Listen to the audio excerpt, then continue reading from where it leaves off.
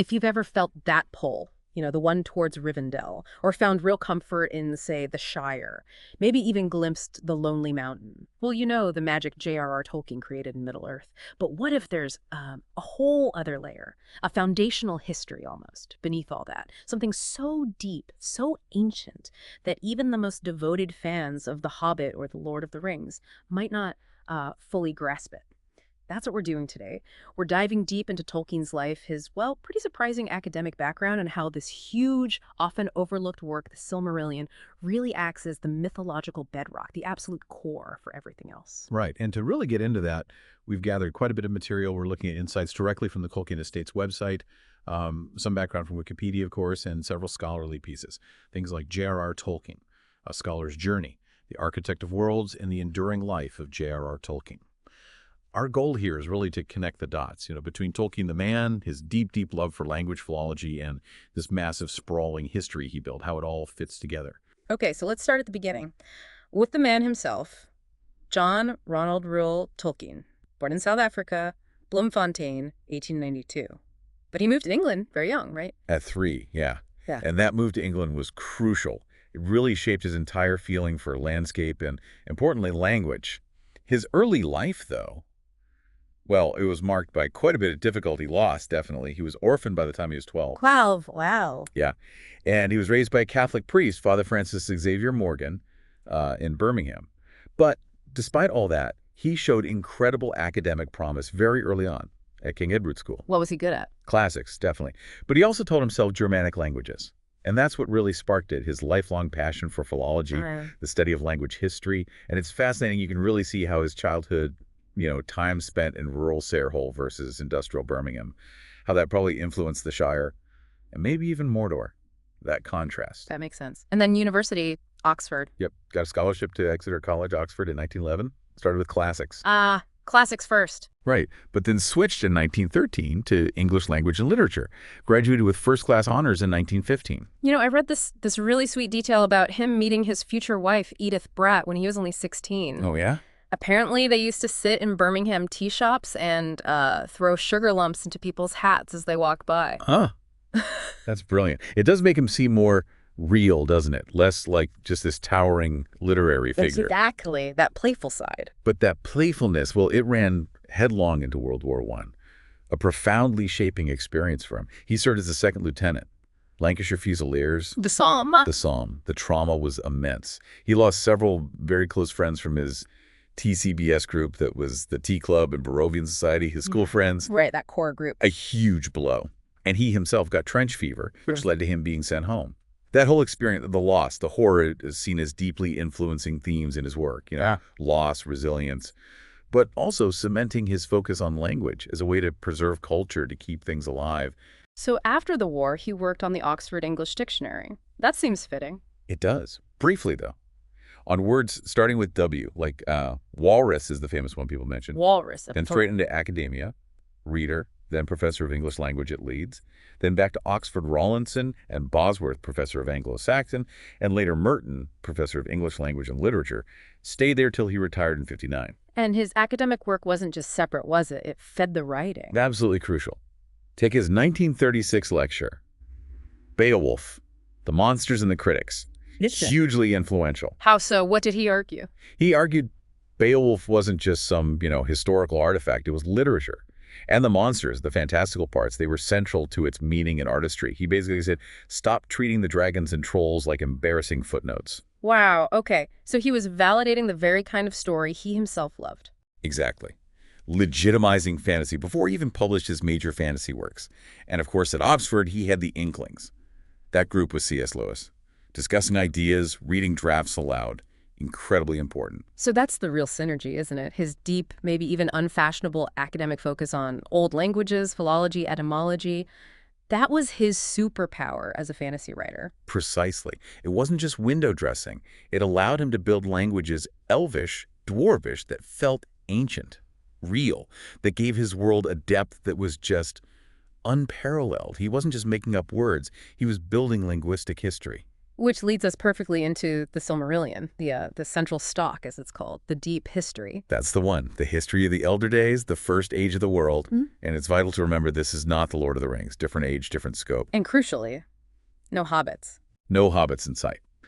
The Silmarillion starts, well, at the very beginning, with the elvish creation myth. You get the Valar, these sort of godlike beings you only hear whispers of in Lord of the Rings. It covers the birth of the elves, how they were called to Valinor, this paradise, the making of the Silmarils, these amazing jewels filled with light. The Silmarils themselves. And their theft by Morgoth, who is basically the original Dark Lord, Sauron's old boss. Right. That theft sparks this huge rebellion by the elves against the Valar and their return to Middle-earth to wage this epic doomed war. Doomed is the word, right? The tone is quite different. Very different. There's a line often quoted, "Disaster is foreboded, defeat is the theme." It's a chronicle of the elves' ruinous history in a land called Beleriand. Beleriand, that's the bit that sank. Exactly. Drowned under the sea at the end of the First Age in this cataclysmic battle. It's not on the main Lord of the Rings map because, well, it's gone. It lies west, beyond the Blue Mountains. So when characters like Elrond or Treebeard talk about ancient things, lands under the wave, that's what they mean. That's precisely it.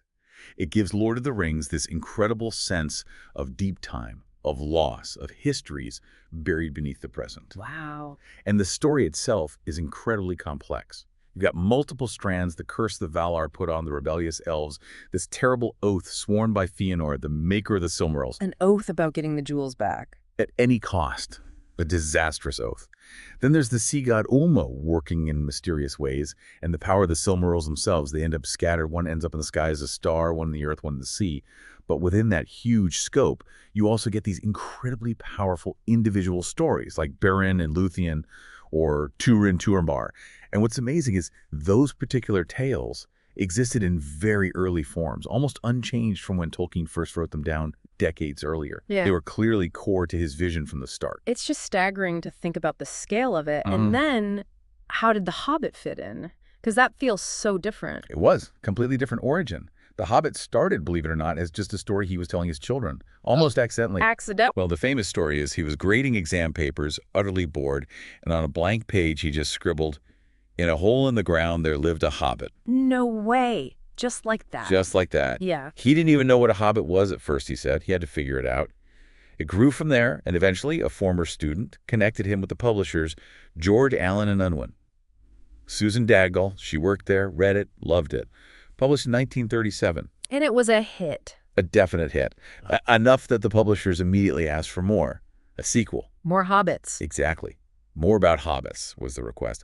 But Tolkien, well, he struggled. He felt he'd kind of squandered, as he put it, his favorite ideas in that one book. So he offered them the Silmarillion instead. He did. He sent them drafts of the mythology, the big stuff, but they rejected it.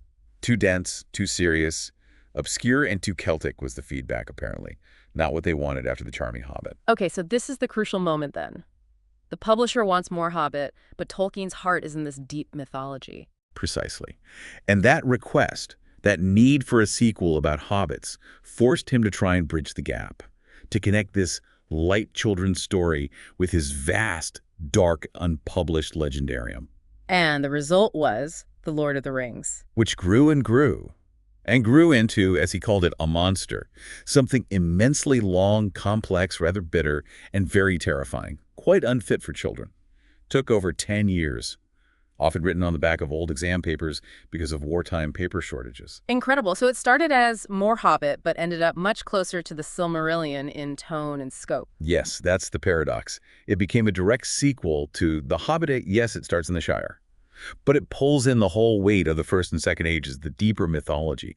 It became an extension of that older work he couldn't get published. He even, apparently quite reluctantly, used the word prequel, which he didn't like, to describe how the Silmarillion related to Lord of the Rings. He really, really wanted them published together as one massive history. But the publishers wouldn't go for it. No.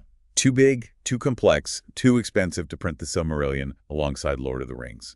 They were separate undertakings. Which brings us to his son, Christopher Tolkien. Because when J.R.R. Tolkien died in 1973, the Silmarillion still wasn't finished, was it? None of that deeper stuff was really published in a coherent way. Not at all. It was a vast, sprawling, often contradictory collection of manuscripts, notes, drafts, dating back decades. An immense challenge. And Christopher took it on. He dedicated basically his entire adult life to it. 45 years, meticulously editing, collating, making sense of his father's papers. He published The Silmarillion first in 1977. And he was always clear it wasn't his work, right? Absolutely adamant. He described his role as organizing and presenting his father's vision, not completing or altering it, in essence. Emphatically my father's book and in no sense mine, he said. It was an incredible act of scholarly devotion. And beyond the Silmarillion. Well, there was the huge 12-volume History of Middle-earth series. That's where you really see the evolution of the legends, the different versions, the development of the languages, especially Elvish. It's thanks to Christopher that we have access to the sheer breadth of his father's creation.